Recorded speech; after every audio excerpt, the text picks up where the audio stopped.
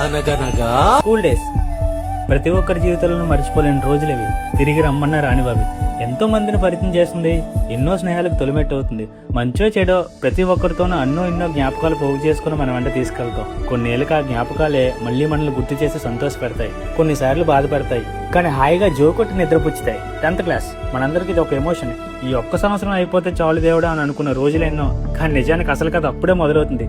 డిగ్రీలు పూర్తి చేసి ఉద్యోగం కోసం ఆఫీసుల చుట్టూ తిరుగుతున్నప్పుడు అనిపిస్తుంది, అరే మామ స్కూల్ డేసే బాగున్నాయి కదా అనేసి. ఇప్పటికీ మనకు గుర్తే, తెలుగు టీచర్ బారిస్టర్ పార్వతీశం పాఠం చెప్తున్నప్పుడు కళ్ళ అప్పగించి మరీ వినేవాళ్ళం, తీరిగ్గా నవ్వుకునేవాళ్ళం.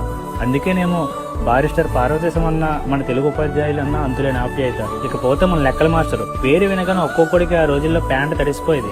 ఇచ్చిన హోంవర్క్లు చేయకపోతే ఇచ్చిన వార్నింగ్లు, వేయించిన గోడ కుర్చీలు, వాచిన మా గోవలో గీసిన గ్రాఫ్లు అంత సులభంగా మర్చిపోతామా?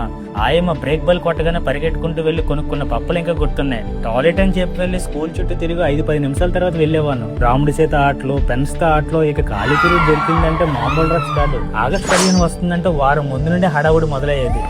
ఇండిపెండెన్స్ డే రోజు మా ధ్యాస అంతా ప్రిన్సిపల్ ఇచ్చే స్పీచ్లపై కాకుండా ఆ సమోసా మిక్సర్ల పైన ఉండేవి.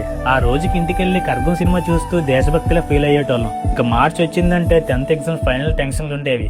ఎగ్జామ్ వాళ్ళు మన పక్క బాగా చదివినాడు పడతాడో లేదో, కొందరికి అసలు పాస్ అవుతామో లేదో, ఈ టెన్షన్ అనేటువంటి కొంచెం ఊరట చెందడానికి ఫేర్వెల్ పార్టీ. అదేంటో ఆ రోజు ప్రతి అమ్మాయి అందంగానే కనిపిస్తుంది.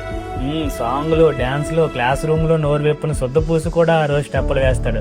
అప్పుడు మనకు తెలియదు కొన్నేళ్ళకి ఇవే జ్ఞాపకాలుగా మారుతాయని. తెలుసుంటే ఇంకెన్ని అల్లరి పనులు చేసేవాళ్ళము. ఇలా ప్రతి ఉపాధ్యాయునితో ఏదో ఒక అనుభవం, ప్రతి స్నేహితుడితో ఏదో ఒక సన్నివేశం. ఇవి చాలావా మన జీవితానికి కథలుగా చెప్పుకోవడానికి, కలకాలం నవ్వుకోవడానికి.